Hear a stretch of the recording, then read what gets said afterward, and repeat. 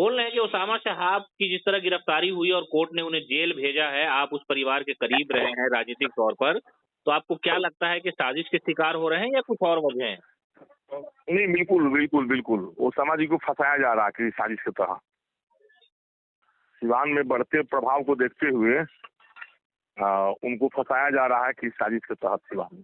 अच्छा। जबकि किसी घटना से उनको कोई लेना देना नहीं है, न किसी घटना में वो संलिप्त है।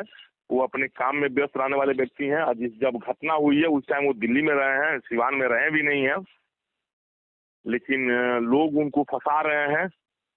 लेकिन सिवान की जनता भी सब बात समझ रही है और प्रशासन भी बात समझ रहा है कि वो समाधि का नाम सिर्फ राजनीतिक कारणों से घसीटा जा रहा है।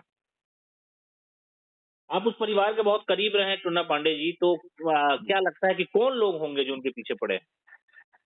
देखिए, लगभग सारे लोग ये बात जानते भी हैं। अब बात उनका नाम लेने की कोई जरूरत नहीं है उन लोगों का।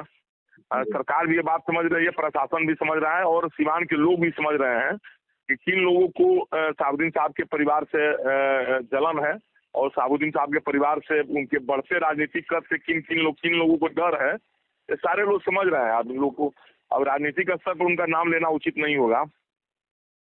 आपको लगता है कि साथ हाँ। मिलेगा, ओसामा साहब फिर से लौट करके आएंगे राजनीतिक तौर पे, आप लोग साथ रहेंगे उनके? नहीं, बिल्कुल बिल्कुल, वो तो एकदम निर्दोष साबित होकर आएंगे। उसमें कोई बड़ी बात थोड़ी है। वो तो एकदम जो जेन्युइन बात है, तो सही बात है।